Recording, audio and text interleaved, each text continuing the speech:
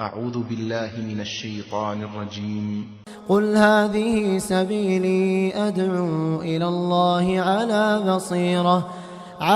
بصيرة أنا ومن اتبعني وسبحان الله وما أنا من المشركين. شهر رمضان الذي أنزل فيه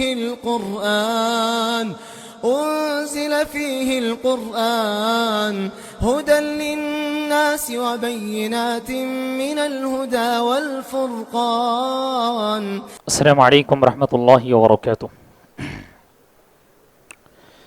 بسم الله الرحمن الرحيم. الحمد لله رب العالمين، والصلاة والسلام على أشرف الأنبياء والمرسلين وعلى من تبعهم بإحسان إلى يوم الدين. محترم حضرات، آج کے درس میں سب سے پہلے ہمارے ساتھ جو آیت ہے سورہ المائدہ کی آیت نمبر 45. اللہ رب العالمین نے فرمایا فاعوذ باللہ من الشیطان الرجیم بسم اللہ الرحمن الرحیم وَكَتَبْنَا عَلَيْهِمْ فِيهَا أَنَّ النَّفْسَ بِالنَّفْسِ وَالْعَيْنَ بِالْعَيْنِ وَالْأَنْفَ بِالْأَنْفِ وَالْأُذُنَ بِالْأُذُنِ وَالسِّنَّ بِالسِّنِّ وَالْجُرُوحَ قِصَاص الى آخر الآیہ. اس آیت کے اندر اللہ رب العالمین نے قصاص کے بارے میں فرمایا ہے. قصاص کا مطلب کیا ہے؟ کہ بدلہ لینا. بدلہ کیسے؟ اللہ رب العالمین نے اس کے اندر فرمایا ہے کہ ہم نے بنی اسرائیل پر یہ فرض کر دیا تھا، لازم کر دیا تھا کہ وہ قصاص لیں. وَكَتَبْنَا عَلَيْهِمْ فِيهَا أَنَّ النَّفْسَ بِالنَّفْسِ، جان کے بدلے جان. اسی طرح وَالْأُذُنَ بِالْأُذُنِ، جی ہاں، کان کے بدلے کان، ناک کے بدلے ناک، دانت کے بدلے دانت. تو اللہ تعالیٰ نے یہ انتقام لینے کی اجازت دی ہے. لیکن سب سے پہلی بات تو یہ ہے کہ یہ انتقام اور یہ جو فیصلہ ہے یہ کون کرے گا؟ آدمی خود نہیں کرے گا، بلکہ یہ معاملہ جائے گا کورٹ میں، فیصلہ کرنے والے کے پاس جائے گا. وہ فیصلہ کرنے والے قاضی صاحب یا حاکم جو ہوں گے وہ یہ بچار کریں گے. یہ اللہ رب العالمین نے بنی اسرائیل پر لازم قرار دیا تھا. اس آیت سے علماء اکرام نے ایک مسئلے کا استنباط کیا ہے کہ کیا شرع من قبلنا ہمارے لیے حجت ہے یا نہیں. شرع من قبلنا کا مطلب کیا ہے؟ وہ شریعت جو پیارے نبی صلی اللہ علیہ وسلم کو جو دی گئی ہے اس سے پہلے والی شریعت، کیا وہ بھی ہمارے لیے اس قابل ہے کہ ہم اس پر عمل کریں یا نہ کریں؟ کیونکہ اس آیت میں اللہ تعالیٰ نے بنی اسرائیل کے بارے میں فرمایا کہ ہم نے بنی اسرائیل پر یہ لازم کر دیا تھا. علماء اکرام نے فرمایا اصل بات تو یہ ہے، جیسا کہ صدیق حسن خان رحمہ اللہ اپنی کتاب میں لکھتے ہیں فَذَهَبَ الْجُمْهُورُ إِلَىٰ أَنَّهُ يَلْزَمُنَا إِذَا لَمْ يَنْسَخْ وَهُوَ الْحَقِّ. کہتے ہیں کہ جو شرع من قبلنا ہے، پیارے نبی صلی اللہ علیہ وسلم سے پہلے والی جو انبیاء علیہم السلام کی شریعتیں ہیں، وہ بھی ہمارے لیے اس قابل ہیں کہ ہم عمل کریں، یہاں تک کہ یہ آ جائے کہ وہ منسوخ ہیں یا تو ہماری شریعت سے ٹکرائیں. ایسی چیز کو ہم نہیں لیں گے. جو ہماری شریعت کے ساتھ، ہماری شریعت کے اندر جو موجود ہے، پیارے نبی صلی اللہ علیہ وسلم نے اس سے منع نہیں کیا، تو اس چیز کو ہم اس پر عمل کر سکتے ہیں. یہ ایک بات تھی. اس کے بعد اس آیت کے اندر چونکہ اللہ رب العالمین نے قصاص کے بارے میں فرمایا ہے کہ جان کے بدلے جان، علماء اکرام نے اس آیت سے یہ بھی استنباط کیا ہے کہ پہلے زمانے میں یہ ہوتا تھا کہ لوگ اس طرح سے ظلم کیا کرتے تھے کہ اگر یہودی خصوصاً کہ اگر کسی عورت کو کسی مرد نے مار دیا تو اس عورت کے بدلے میں کسی مرد کو نہیں مارا جاتا تھا. اسی طرح اگر کوئی آدمی کسی اونچے قبیلے سے اس کا تعلق ہے تو اگر اس آدمی نے کسی اور آدمی کو مار دیا، ایسے آدمی کو مار دیا جس کا تعلق کسی نچلے قبیلے سے ہے، جی ہاں، تو اس وقت بھی اس کو نہیں مارا جاتا تھا. لیکن اللہ رب العالمین نے فرمایا ان النفس بالنفس، چاہے وہ کوئی بھی ہو، چاہے اونچے خاندان کا ہو، چاہے نیچے خاندان کا ہو، بڑا ہو، چھوٹا ہو، بوڑھا ہو، جوان ہو، جو بھی ہو، النفس بالنفس، کہ نفس کے بدلے نفس. لیکن اس میں امام ابو حنیفہ رحمہ اللہ نے یہ فرمایا ہے کہ مسلمان کو کافر کے بدلے نہیں مارا جائے گا، جی ہاں معاف کرنا، انہوں نے یہ فرمایا کہ چاہے مسلمان کسی کافر کو مار دیا پھر بھی مسلمان کو مارا جائے گا. اسی طرح اگر کوئی غلام ہے، غلام نے کسی آزاد آدمی کو مار دیا تب بھی اس کو مارا جائے گا. لیکن جمہور یعنی اکثر علماء اکرام نے اس کے خلاف کہا ہے، کیونکہ صریح حدیث میں یہ موجود ہے، پیارے نبی صلی اللہ علیہ وسلم کی حدیث میں یہ موجود ہے جو کہ صحیح بخاری اور مسلم کے اندر موجود ہے کہ مسلمان کافر کے بدلے میں قتل نہیں کیا جائے گا، مسلمان کافر کے بدلے میں نہیں مارا جائے گا. تو ابو حنیفہ رحمہ اللہ کا ایک قول جو ہے مردود ہے، یعنی کہ ان کا ایک قول نہیں مانا جائے گا، اس لیے کہ حدیث کے خلاف یہ بات ہے. اس کے بعد آئیے حضرات، یہاں جو آنکھ کے بدلے آنکھ، ناک کے بدلے ناک، کان کے بدلے کان، دانت کے بدلے دانت جو توڑا جائے گا، علماء اکرام نے اس کی بہت تفصیلی گفتگو کی ہے. کہا کہ سب سے پہلی بات تو یہ ہے کہ اگر کسی نے کسی کے آنکھ کو پھوڑ دیا، جی ہاں، تو یہ دیکھا جائے گا اس نے کتنا نقصان کیا ہے. کیا مکمل طریقے سے اس کو ختم ہی کر دیا ہے، وہ اس قابل نہیں ہے کہ آدمی دیکھ پائے، وہ بھی دیکھنا ہے، یا آدھا نقصان پہنچایا ہے. تو علماء اکرام نے فرمایا یہ جو انتقام ہے مکمل طریقے سے اگر کسی نے کسی کے اعضاء کو مکمل طریقے سے ختم کر دیا تو اس وقت یہ فیصلہ کیا جائے گا. لیکن ہاں اگر تھوڑا بہت نقصان پہنچایا ہے تو حاکم وقت جو قاضی ہیں وہ فیصلہ کریں گے. اسی طرح دانت کے سلسلے میں علماء اکرام نے بھی فرمایا ہے دانت کے بھی بہت سارے اقسام ہیں. جی ہاں، سامنے کا دانت ہوتا ہے، جو ہے بازو کا دانت ہوتا ہے، دانت کے بھی بہت سارے اقسام ہیں. اس لیے علماء اکرام نے بھی فرمایا کہ جو دانت اس نے توڑا ہے، جی ہاں، تو ٹھیک اسی دانت کا وہ انتقام لیا جائے گا. یہ تفصیلی گفتگو ہے. اس کے بعد اس اخیر میں اللہ تعالیٰ نے یہ بھی فرمایا والجروح قصاص. اسی طرح اگر کسی آدمی نے کسی کو زخم پہنچایا تو اس زخم کا بھی بدلہ ہوگا. علماء اکرام نے یہاں یہ فرمایا ہے کہ اگر ایسی جگہ کسی نے زخم کر دیا ہے جس کا انتقام لینا، قصاص لینا ممکن ہے تو لیا جائے گا. لیکن ایسی جگہ اس نے زخم پہنچایا ہے کہ جہاں بدلہ لینا ممکن نہیں ہے، یا تو یہ اندازہ لگانا بھی ممکن نہیں ہے کہ وہ زخم کتنا گہرا ہے، کتنی اس کی لمبائی ہے، کتنی اس کی چوڑائی ہے. دراصل یہ بات تو ہمارے زمانے میں اگر دیکھیں اس زمانے میں تو اس کا اندازہ لگانا بہت آسان ہے. علماء اکرام نے اس لیے کہا ہے اگر اندازہ لگانا ممکن ہے تو انتقام لے، اگر ناممکن ہے تو اس کے لیے کچھ اور فیصلہ کریں. یہ کچھ باتیں تھیں انتقام اور جو ہے قصاص کے سلسلے میں. اس کے بعد اخیر میں اللہ تعالیٰ نے یہ فرمایا فمن تصدق به فهو کفارۃ لہ، کہ اگر کسی آدمی نے کسی کو صدقہ کر دیا یعنی کہ معاف کر دیا. اس سے پہلے بھی ہم نے سنا تھا کہ نفس کے بدلے نفس جو انتقام کی بات تھی دیت وغیرہ کے بارے میں، اخیر میں اللہ تعالیٰ نے کہا تھا کہ اگر کسی نے معاف کر دیا تو وہ صدقہ ہے. معافی کو اللہ رب العالمین نے صدقے سے تعبیر کی ہے. علماء اکرام نے فرمایا کہ یہ کفارہ بن جائے گا اس آدمی کے لیے جس آدمی کے اوپر ظلم کیا گیا ہے، اس نے معاف اگر کر دیا تو کفارہ ہو جائے گا. اس کفارے کے دو مطالب ہیں. سب سے پہلے فرمایا کہ وہ جو مظلوم ہے معافی کی صورت میں اللہ رب العالمین اس کو اتنی نیکیاں دے گا کل قیامت کے روز جو ہے وہ اس میں خوش ہو جائے گا. دوسرا مطلب یہ ہے کفارے کا، جو ظالم تھا اس کو معاف کر دیا گیا تو اس کے اوپر اور کوئی چیز نہیں ہے کہ اس کو ادا کرے. ایک تو قصاص وہ ختم ہو گیا، ساتھ ہی ساتھ اور بھی جو دوسرے حقوق ہیں اس سے پہلے ہم نے معلوم کیا تھا کہ آدمی کو جو ہے روزہ رکھنا پڑے گا، غلام آزاد کرنا پڑے گا وغیرہ وغیرہ، یہ تمام چیزیں یعنی گر جاتی ہیں، ساقط ہو جاتی ہیں. یہ قصاص کے بارے میں کچھ باتیں تھیں اس آیت کے اندر. اس کے بعد آئیے حضرات آیا نمبر 48 ہمارے ساتھ ہیں. اللہ رب العالمین نے فرمایا فَاحْكُمْ بَيْنَهُمْ بِمَا أَنزَلَ اللَّهُ وَلَا تَتَّبِعْ أَهْوَاءَهُمْ عَمَّا جَاءَكَ مِنَ الْحَقِّ. پیارے نبی صلی اللہ علیہ وسلم کو اللہ تعالیٰ یہ حکم دے رہا ہے کہ آپ وحی کی روشنی میں جو کچھ آپ کے اوپر نازل کیا جا رہا ہے اس کی روشنی میں آپ فیصلہ کیجئے لوگوں کے درمیان، اور ان کی خواہشات جو نفسانی کی پیروی کرتے ہیں وہ لوگ آپ بھی ان کی پیروی نہ کیجئے. عما جاءک من الحق، جو حق بات آ گئی ہے اس سے اعراض کرتے ہوئے.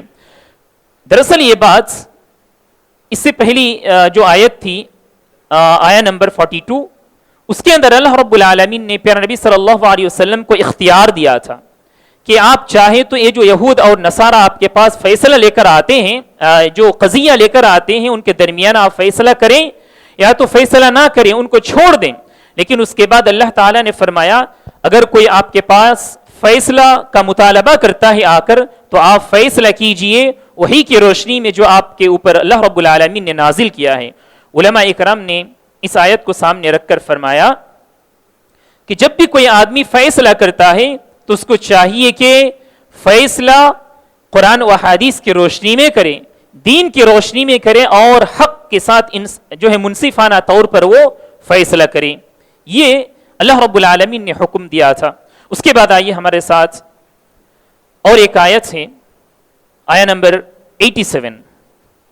اللہ رب العالمین نے فرمایا یا ایھا الذین آمنوا لا تحرموا طیبات ما احل اللہ لکم، کہ اے لوگو تم طیبات کو جو اللہ رب العالمین نے تمہارے لیے حلال قرار دیا ہے ان کو تم حرام مت قرار دو، حلال کی ہوئی چیزوں کو تم حرام نہ کرو. سبحان اللہ، یہ اختیار پیارے نبی صلی اللہ علیہ وسلم کو بھی نہیں تھا. پیارے نبی صلی اللہ علیہ وسلم کو خود اللہ رب العالمین نے جو ہے بس اوقات توبیخ کی ہے، یعنی زجر اور توبیخ کی ہے کہ آپ کس طرح سے اس کو حلال قرار دیتے ہیں اور حرام چیزوں کو حلال اور حلال کو حرام. ہم جانتے ہیں واقعہ پیارے نبی صلی اللہ علیہ وسلم نے ایک مرتبہ غالباً شہد کے بارے میں آتا ہے، آپ صلی اللہ علیہ وسلم نے یہ ارادہ کیا تھا کہ میں اس شہد کو استعمال نہیں کروں گا اس کے بعد، یعنی ازواج مطہرات کے درمیان کچھ اختلاف ہوا تھا تو آپ صلی اللہ علیہ وسلم نے اس کو اپنے لیے استعمال کرنا منع کر دیا تھا. تو اللہ رب العالمین نے پیارے نبی صلی اللہ علیہ وسلم کو اس وقت بھی یہ توبیخ کی تھی.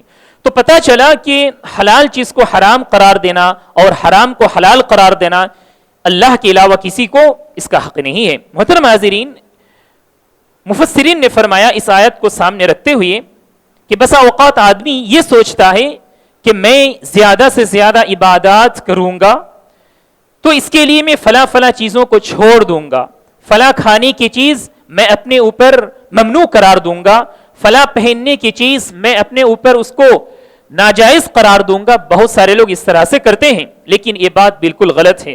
ہم اپنے معاشرے میں بھی دیکھتے ہیں کچھ غلط عقیدے لوگ رکھتے ہیں، کہتے ہیں کہ ہم اس آدمی کو گھر کرایہ میں نہیں دیں گے جو آدمی بکرے کا گوشت کھائے گا، جو آدمی جی ہاں یہ تمام جو عقائد ہیں یہ سب غلط عقائد ہیں. نقصان اور فائدے کا مالک صرف اللہ رب العالمین ہی ہے، صرف اللہ رب العالمین ہے.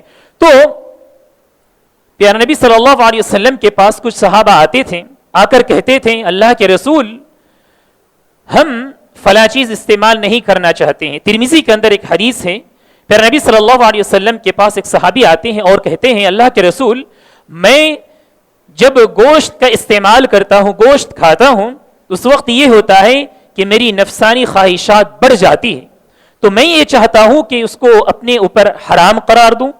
تو پیارے نبی صلی اللہ علیہ وسلم نے اس کی اجازت نہیں دی بلکہ یہ آیت اس وقت نازل ہوئی.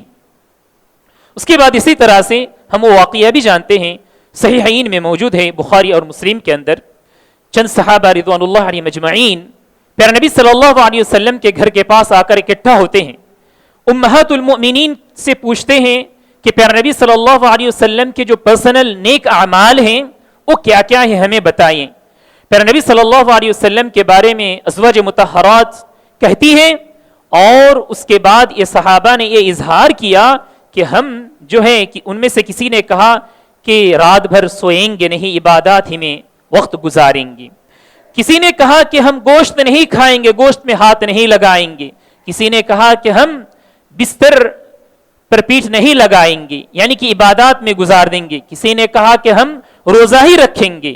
پیارے نبی صلی اللہ علیہ وسلم کو جب ان لوگوں کی ان باتوں کا پتہ چلا، پیارے نبی صلی اللہ علیہ وسلم آ کر کہنے لگے کہ میں سب سے زیادہ تقوی پرہیزگاری اختیار کرنے والا آدمی ہوں.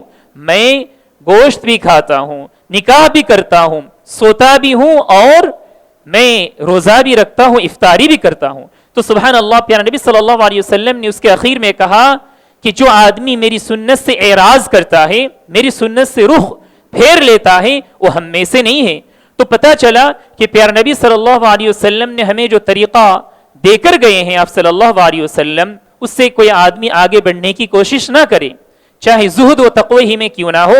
آپ صلی اللہ علیہ وسلم سے بڑھ کر کوئی آدمی زاہد، متقی، پرہیزگار نہیں تھا۔ اس ضمن میں علماء اکرام نے ایک اور مسئلے کی بات بتلائی ہے۔ اگر کسی آدمی نے یہ ارادہ کیا کہ میں فلاں حلال چیز کو اپنے اوپر حرام قرار دیتا ہوں، اور اس آدمی نے کیا کیا، اس چیز کو پھر استعمال کر رہا ہے، تو کیا اس کے اوپر کفارہ ہے؟ مثال کے طور پر کسی نے یہ سوچا کہ میں فلاں چیز نہیں کھاؤں گا، لیکن بعد میں دیکھا گیا کہ اس چیز کو استعمال کر رہا ہے، کھا رہا ہے، تو کیا اس کے اوپر کوئی کفارہ ہے؟ امام شافعی رحمہ اللہ نے اس آیت کی روشنی میں فرمایا، اگر کسی نے ایسا کیا تو وہ چیز اس کے لیے حرام نہیں ہو جائے گی اور نہ ہی اس پر کوئی کفارہ ہے۔ انہوں نے فرمایا کہ یہ جو میں نے ابھی تھوڑی دیر پہلے آپ سے وہ حدیث کا تذکرہ کیا کہ ترمذی کا وہ واقعہ، ترمذی شریف میں جو حدیث ہے اس کے اندر پیارے نبی صلی اللہ علیہ وسلم نے جو آ کر کہا، ایک صحابی نے آپ صلی اللہ علیہ وسلم کے پاس آ کر کہا کہ میں گوشت نہیں کھاؤں گا، آپ صلی اللہ علیہ وسلم نے ان کو کھانے کے لیے کہا، لیکن وہاں آپ صلی اللہ علیہ وسلم نے کفارہ ادا کرنے کے لیے نہیں کہا۔ تو اس سے پتہ چلا، کیونکہ بہت سارے علماء اکرام نے یہ بھی کہا ہے کہ کفارہ ادا کرنا چاہیے، لیکن ان کی وہ بات مردود ہے، وہ خلاف سنت ہے، اس لیے اس کے اوپر کوئی کفارہ نہیں ہے، بلکہ آدمی کو چاہیے کہ ان تمام چیزوں سے توبہ کرے، اتنا ہی کافی ہے اس کے لیے۔ اس کے بعد آئیے حضرات، ہمارے ساتھ ایک اور آیت ہے جس کا تعلق قسموں سے ہے، قسم سے ہے۔ اس سے پہلے بھی ہم نے سورہ بقرہ کے اندر قسم کے بارے میں کچھ باتیں معلوم کی ہیں۔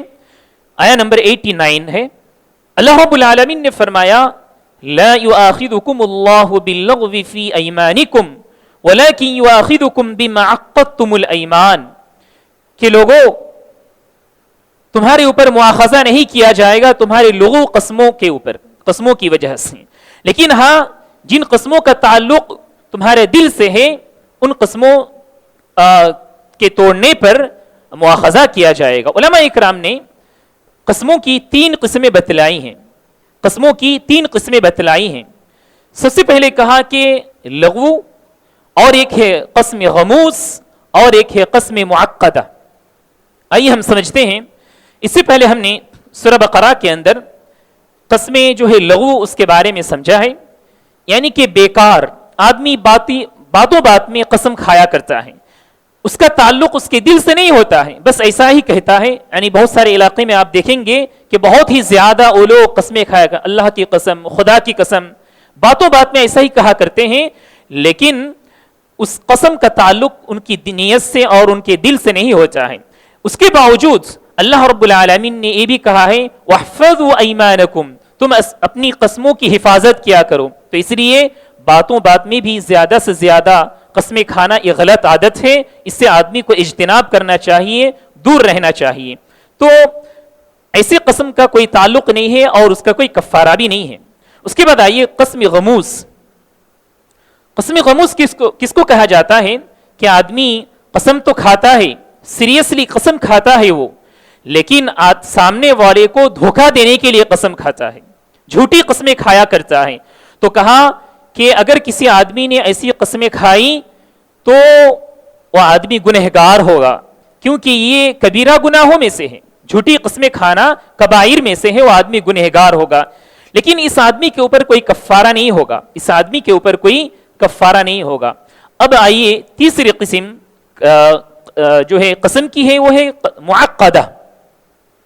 معقدہ کس کو کہا جاتا ہے کہ آدمی اپنی بات میں زور دینے کے لیے، اپنی بات کو مضبوط کرنے کے لیے قسم کھاتا ہے اور اس کا تعلق اس کے دل سے ہوتا ہے۔ تو کہا کہ ایسی قسموں کی حفاظت کرنا آدمی کو بہت ضروری ہے۔ پیارے نبی صلی اللہ علیہ وسلم نے حدیث کے اندر یہ بھی فرمایا ہے کہ اگر کوئی آدمی قسم کھاتا ہے، قسم کھانے کے بعد وہ مستقبل میں یہ دیکھتا ہے کہ اس سے کوئی بہتر راستہ نکل آتا ہے اور وہ یہ سوچتا ہے کہ اگر میں قسم نہ کھایا ہوتا تو فلاں کام کر سکتا تھا، تو آدمی کو چاہیے کہ وہ بہتر چیز کو اپنا لے اور کفارہ ادا کرے۔ صحیح بخاری اور مسلم کے اندر وہ حدیث موجود ہے. آپ صلی اللہ علیہ وسلم نے فرمایا من حلف على يمين فرأى غيرها خيرا منها فليأتي الذي هو خير وليترك يمينه وفي رواية وليكفر عن يمينه. اگر کوئی آدمی یہ دیکھ رہا ہے کہ میں جو قسم کھایا ہوں تو قسم کھانے کی وجہ سے یہ جو اچھا کام میرے سامنے نظر آ رہا ہے یہ بہتر ہے، لیکن قسم کی وجہ سے وہ رک رہا ہے، تو آدمی کو چاہیے کہ اپنی قسم کو توڑ دے اور بہتر کام کر لے، اور ساتھ ہی ساتھ قسم کا جو کفارہ ہے وہ بھی ادا کر لے. اسی طرح حضرات قسم توڑنے کی وجہ سے کیا کفارہ ہے وہ ہم جانتے ہیں. اس آیت کے اندر اللہ رب العالمین نے فرمایا ہے فَإِطْعَامُ عَشْرَةِ مَسَاكِينَ مِنْ أَوْسَطِ مَا تُطْعِمُونَ أَهْلِيكُمْ. کہا کہ سب سے پہلا جو آپشن ہے کفارہ کے لیے 10 مسکینوں کو کھلانا ہے. 10 مسکینوں کو کھلانا ہے. اب کس طرح کھلائے، اس میں ائمہ اکرام کا بڑا اختلاف ہے، لیکن اس میں جو راجح بات ہیں جس کو علماء اکرام نے زیادہ ترجیح دی ہے وہ میں آپ کو بتلاتا ہوں کہ آدمی 10 مسکینوں کو اس طرح سے کھلائے کہ وہ سیراب ہو جائیں، بالکل پیٹ بھر کر کھا لیں. اس طرح سے 10 مسکینوں کو آدمی کھلائے. اسی طرح کیا وہ مسکین مساکین مسلم ہونا ضروری ہے، غیر مسلم بھی ہو تو چلے گا؟ علماء اکرام نے فرمایا اس میں کوئی تفریق نہیں ہے، چاہے وہ مسلم ہو یا غیر مسلم، 10 مسکینوں کو اگر آدمی کھلا دے تو اس کا کفارہ ادا ہو جائے گا. اب دوسرا آپشن اللہ رب العالمین نے فرمایا او کسوتہم، یا تو پھر ان 10 مسکینوں کو آدمی کپڑا پہنائے. اب کپڑا کیسا پہنائے گا یہ بھی سوال آ سکتا ہے. دوسرے علماء اکرام نے فرمایا پہلا جو کھانے کا آپشن تھا، کھانا کھلانے کا اور کپڑا پہنانے کا، علماء اکرام نے فرمایا عرف میں یعنی معاشرے میں جو رواج ہے، جو معتدل چیز ہے اس کو آدمی دے دے پہننے کے طور پر. اس کے بعد تیسرا آپشن اللہ تعالیٰ نے یہ فرمایا او تحریر رقبہ، یا تو پھر گردن آزاد کرے، یعنی کہ کسی غلام کو آزاد کر دے. لیکن اس کا آپشن آج کل ہمارے پاس تو نہیں ہے، لیکن ان دونوں چیزوں کو ہم اپنے اوپر یعنی عمل کے لیے استعمال کر سکتے ہیں. اس کے بعد اللہ تعالیٰ نے فرمایا فَمَن لَمْ يَجِدْ فَصِيَامُ 3 أَيَّامٍ. اگر کوئی آدمی ان تمام چیزوں کو ادا نہیں کر پاتا ہے، اس کے پاس اتنی استطاعت نہیں ہے کہ کھانا کھلائے مسکینوں کو، کپڑا پہنائے یا تو غلام کو آزاد کرے، تو ایسا آدمی کیا کرے گا؟ کہا 3 دن وہ روزہ رکھے گا. 3 دن اس کا روزہ رکھنا یہ ضروری ہے. اس کے بعد پھر اللہ تعالیٰ نے کہا وہی بات وَاحْفَظُوا أَيْمَانَكُمْ كَذَلِكَ يُبَيِّنُ اللَّهُ لَكُمْ آيَاتِهِ لَعَلَّكُمْ تَشْكُرُونَ کہ لوگوں تم اپنی قسموں کی زیادہ سے زیادہ تم حفاظت کرنا. اس کے بعد ایک آخری ہمارے درس کے لیے آخری آیت ہوگی آج انشاءاللہ، آیا نمبر 95 ہے. اس کے اندر اللہ تعالیٰ نے فرمایا یا ایھا الذین آمنوا انما الخمر والمیسر والانصاب والازلام رجس من عمل الشیطان فاجتنبوه لعلکم تفلحون. جی ہاں، آیا نمبر 95 نہیں، معاف کرنا، آیا نمبر 90 ہے، 90. اس آیت کے اندر اللہ رب العالمین نے کئی حرام چیزوں کا ذکر کیا ہے. سب سے پہلے اللہ تعالیٰ نے خمر کے بارے میں فرمایا، شراب کے بارے میں. ہم جانتے ہیں اس سے پہلے بھی ہم نے معلوم کیا کہ شراب کو اللہ رب العالمین نے 3 مراحل سے گزار کر حرام، مکمل طریقے سے حرام قرار دیا ہے. سب سے پہلے جو وہ آیت تھی ہمارے ساتھ یسألونک عن الخمر والمیسر قل فیہما اثم کبیر ومنافع للناس واثمہما اکبر من نفعہما. اللہ تعالیٰ نے فرمایا کہ یہ جو شراب ہے اس میں تمہارے لیے کیا ہے؟ نقصان زیادہ ہے، فائدہ کم ہے. یہ پہلا تھا. اس کے بعد اللہ تعالیٰ نے فرمایا کہ لا تقربوا الصلاة وانتم سکارى کہ لوگوں جب تم نشے کی حالت میں ہو تو تم نماز کے قریب نہ جانا. لیکن اللہ رب العالمین نے مکمل طریقے سے اس آیت میں حرام قرار دیا کہ یہ رجس ہے، یہ حرام ہے، یہ گندی چیز ہے. اس کے بعد جو میسر ہے، میسر اللہ تعالیٰ نے فرمایا وہ ہے جوا کھیلنا، یہ بھی حرام ہے. اسی آیت کے اندر جو سورہ بقرہ کی آیت ہے اس میں اللہ تعالیٰ نے فرمایا تھا کہ اس کے اندر وقتی طور پر اگر آدمی کو کچھ فائدہ بھی مل جاتا ہے لیکن وہ فائدہ دائمی نہیں ہوتا. آدمی سیکنڈوں میں مالدار بھی ہو سکتا ہے، آدمی سیکنڈوں کے اندر کنگال بھی ہو سکتا ہے، فقیر بھی ہو سکتا ہے. تو اس لیے آدمی کو چاہیے کہ اس سے اجتناب کرے. اس کے بعد تیسری بات اللہ تعالیٰ نے یہ فرمائی والانصاب. انصاب یہ بھی ہم نے الحمدللہ تفصیل کے ساتھ ہم نے معلوم کی ہے کہ وہ جانور جن کو لوگ ذبح کرتے ہیں آستانوں میں، مندر اور جو دوسری عبادت گاہیں ہیں یعنی دوسری قوموں کے لیے تو لوگ جانوروں کو ذبح کرتے ہیں ایسی جگہ جو خاص ہوتی ہیں تو ایسے جانوروں کا بھی استعمال کرنا ہمارے لیے حرام ہے. اس کے بعد کہا والازلام کہ پھال نکالنے کے لیے جو آدمی جو طریقے استعمال کرتے ہیں یہ بھی تمام چیزیں غلط ہیں. اس تعلق سے بھی الحمدللہ ہم نے بہت ہی تفصیلی گفتگو کی ہے. اس کے بعد آئیے حضرات، اللہ تعالیٰ نے فرمایا کہ کیوں یہ تمام چیزیں تمہارے لیے حرام ہیں. کہا رجس من عمل الشیطان، ایک گندگی ہے اور اس شیطان کے جو اعمال ہیں، شیطان کی جو حرکتیں ہیں، غلط حرکتیں، ان میں سے یہ چیزیں ہیں. فَاجْتَنِبُوهُ لَعَلَّكُمْ تُفْلِحُونَ، لوگوں تم ان تمام چیزوں سے اپنے آپ کو دور رکھنا، تم کامیاب ہو جاؤ گے. اس کے بعد اللہ تعالیٰ نے یہ بھی فرمایا کہ اس کی وجہ کیا ہے، کیوں اللہ رب العالمین ان تمام چیزوں سے روکتا ہے. انما يريد الشيطان ان يوقع بينكم العداوة والبغضاء في الخمر والميسر ويصدكم عن ذكر الله وعن الصلاة فهل انتم منتهون، کہ لوگوں شیطان تو یہی چاہتا ہے کہ تمہارے درمیان دشمنی ڈال دے تمہارے درمیان، اور اسی طرح تمہارے درمیان شیطان یہ بھی چاہتا ہے کہ بغض اور عداوت، ایک دوسرے سے جلنا، ایک دوسرے کی جو ہے خوبیاں اور نعمتوں کو دیکھ کر خوش نہ ہونا، ان تمام چیزوں کو جو ہے شیطان تمہارے دلوں میں ڈالنے کی کوشش کرتا ہے. اور ساتھ ہی ساتھ یہ بھی چاہتا ہے وَيَصُدَّكُمْ عَنْ ذِكْرِ اللَّهِ، تمہیں اللہ رب العالمین کی یاد سے غافل کر دے، اللہ رب العالمین کی یاد سے تمہیں دور کر دے، روکے.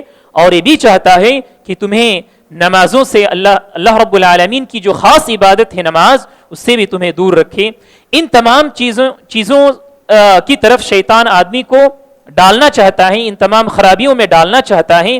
اس لیے اللہ رب العالمین نے فرمایا کہ تم ان تمام چیزوں کو چھوڑ دو، فاجتنبوہ پوری طرح سے. مسند احمد اور بھی کچھ حدیث کی کتابیں ہیں، اس کے اندر عبداللہ ابن عمر رضی اللہ عنہ سے مروی ہے اور بھی دوسرے صحابہ کے بارے میں یہ کہا جاتا ہے کہ جب یہ آیت نازل ہوئی اور صحابہ اکرام رضوان اللہ علیہ مجمعین پڑھتے تھے فہل انتم منتہون، اللہ رب العالمین گویا کہ یہ کہتا ہے کہ کیا تم ان تمام چیزوں سے اپنے آپ کو نہیں روکو گے، نہیں تم رکنے والے ہو. تو صحابہ کہتے تھے یا اللہ ہم ضرور بضرور ان تمام چیزوں سے اپنے آپ کو روکیں گے، اور رک گئے. اس طرح سے جواب میں انہوں نے کہا تھا. بہرحال یہ کچھ باتیں تھیں، یہ کچھ احکام اور تعلیمات تھیں اسلام کی.